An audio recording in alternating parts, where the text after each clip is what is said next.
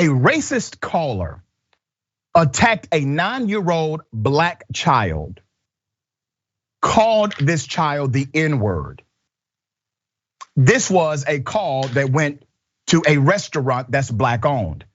Residents of Alpine, California are rallying around a black restaurant owner after a caller used racial slurs against the man's 9-year-old son. That photo was made public in Raw Story. We're going to show this precious young 9-year-old. Look at him. He's actually at his dad's business, learning the ropes, being the apprentice.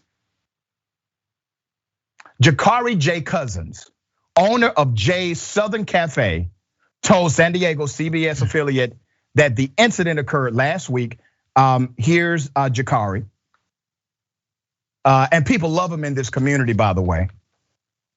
So Mr. Cousins says, we received a call. How many N-words do you have in there? Now remember, this is a majority white community. So this caller says, how many N-words do you have in there?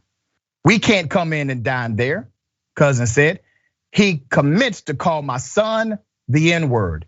We were totally shocked. We don't speak like that in our household.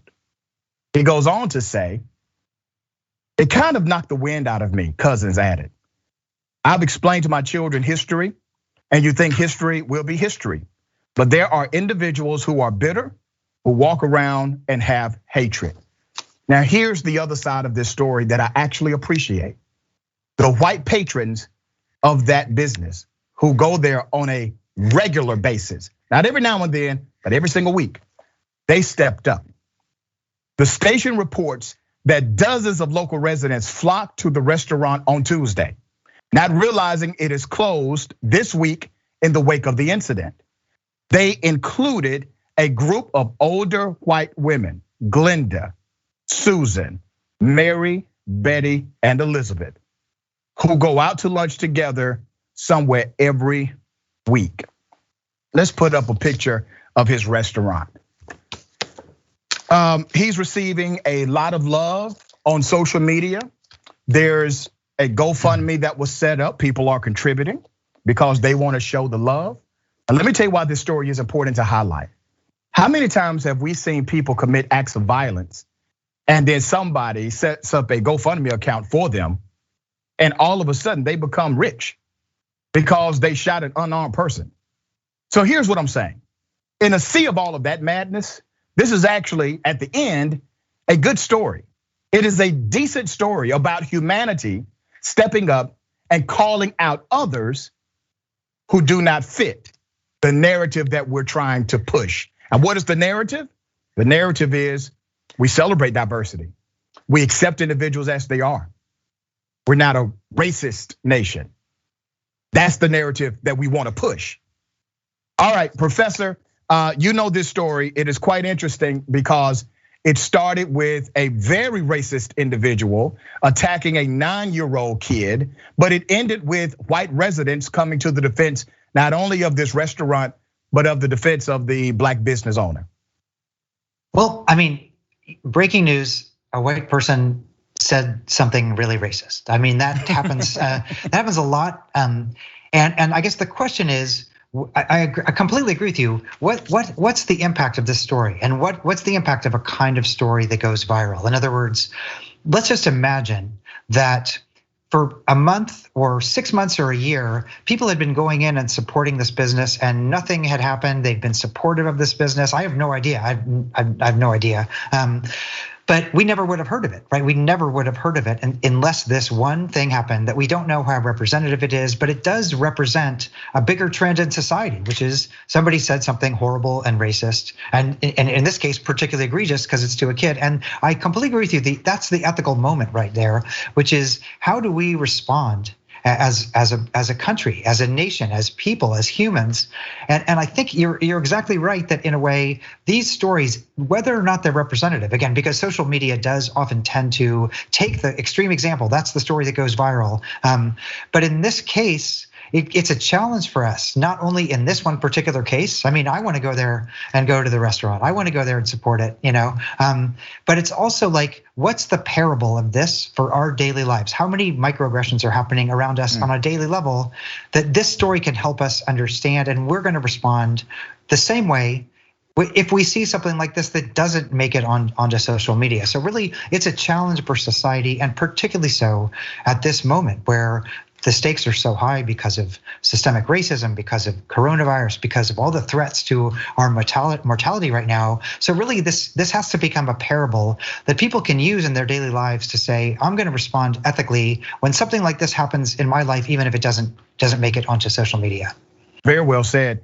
And I want to make sure I'm very clear. America is, in fact, a racist country. That's a fact. Now, we would like to enjoy a narrative eventually where that's not the case, but you have to push against it. You have to make sure you challenge all of these notions of white supremacy, hyper and implicit racism, all of this systemic bias. So in this story, you literally have a group of individuals, and listen, they're not spring chickens, ladies and gentlemen, okay? All right, these individuals who came to the defense of this young black business owner, they are considered to be senior citizens. So you can't tell me that the generation is lost after a certain age. These women stepped up, and listen, they didn't just step up and say in some kind of private message or dropping a note in the mailbox. They went on the local news. They went on the local news and they stood there and they all defended not only the restaurant, but this black business owner and his child. And get this, that's one of the toughest things when it comes to racist in America. One of the toughest things is that a lot of white people who proclaim that they're not racist are afraid of other white racist people. That's a thing. That's a real thing for some people. And if you're willing to gauge your moral character, if you're willing to look for somebody else's permission to be moral, to be ethical, to be righteous, then you're not as good as you think you are. You really are not. Professor, what are your thoughts? Well, I of course I completely agree with, and it actually links to the first story, which is on one hand, I think the challenge of this moment is that we all have an individual ethical response to reflect, change our practice, see where the inequity is in our lives. That's certainly part of it. But even thinking back to the first story about structural racism in medicine, some doctors are racist and they're doing stuff, and some doctors aren't racist and there's a racist outcome to their practice, right? That's the research I do. And that's because it's not just about individual racism in medicine or in where somebody can own a restaurant or everything like that. We live in a society that's very structurally racist. I'm thinking of the words of Stokely Carmichael in 1968, who said, I don't care about the individual. Don't go around trying to change individuals' minds. For me, racism is the racism of the structure and the institution. It's zoning, redlining, school boards, things like that. And so part of this story is changing people's minds, calling out people, re-examining your own assumptions. But the other part of this is looking at the bigger structures, because let's be honest, we're always going to have racist people. But if the structure makes it safer for people to have restaurants in different areas or have equal access to doctors or things like that, if we fix the structure, then I think these racist examples will have less power and valence than they do right now. Professor, very well said. And I know you know that what you just described, you touched on critical race theory in this very moment. That critical race theory as a theoretical framework de-emphasizes individual racist and puts an emphasis on structural racism that can be codified in institutions, corporate norms, laws, statutes, ordinances, etc. And that's one of the challenges in our societal construct, that we are now living in a world, in an American culture, where somehow examination, questions have become bad. Literally, critical race theory poses an opportunity for an analysis, but it has now become so demonized that people are saying that it should be illegal. Yeah, I mean, it's frustrating for people like me who have been studying. I mean, call it whatever you want. Like I study. The last book before Dying of Whiteness was a book about why Black men were overdiagnosed with schizophrenia. I found in my research that Black men were 5 to 7 times more likely to get overdiagnosed with schizophrenia. And when I interviewed the doctors, some of the doctors said, "Oh, we're racist or whatever," but others said, "I really want to help my patients."